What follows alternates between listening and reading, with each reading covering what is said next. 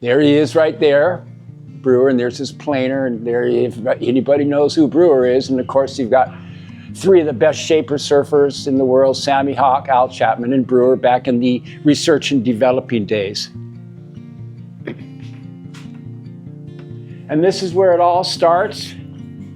Pretty much you come in, we custom order you a blank, and it takes a little bit of time, but you see the bigger stringer ones. These ones are a little bit narrower. We got stockpiles, we've got really good stuff up here. That's the birth of a very, very buzzy Trent model. It's called the Excalibur. I think it's 1010. And it's just a replica of what Brewer created. These are organic shaping room. I gotta tell you, don't ever get foam dust in your eye. These are a lot of Brewer's templates. We were fortunate to receive templates from Brewer when he passed away. And what basically is you come through and you find a template of your specs, one that you like. Of course, Laird and I got a bunch of toe blanks in here. And you basically put it on the board with your shaper and you cut it out.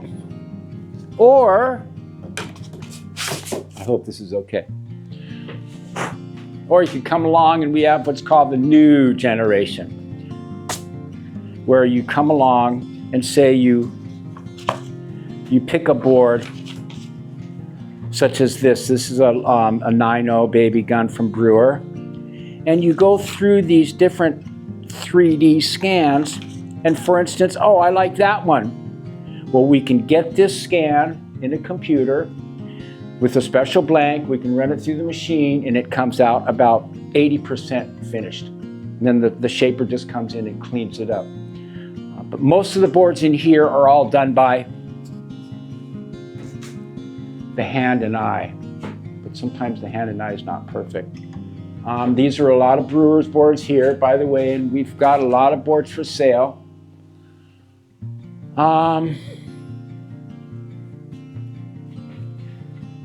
These are finished toe boards that someone never picked up.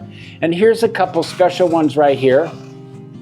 These are based off of a toe board that Laird and I did with Brewer about 35 years ago. These are wall hangers. That board right there is redwood blank. It's probably 2,000 years old. And it was from a fallen tree. And what we did is we glued it together, and they're wall hangers. They're beautiful boards when they come out clear, which I have one almost done and I'll show you.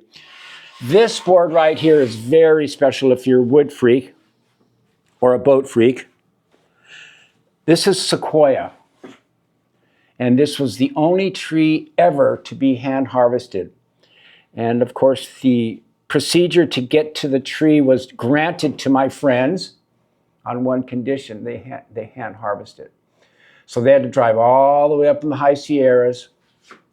They had to get down to the tree, which didn't break because it fell in 30 feet of snow.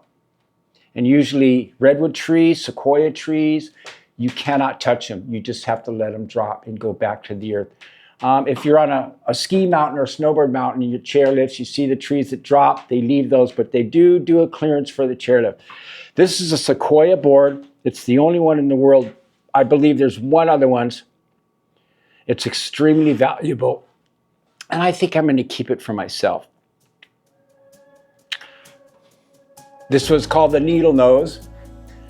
This is right when we started introducing the sport of kings. And of course it was born from surfing. Then we started windsurfing.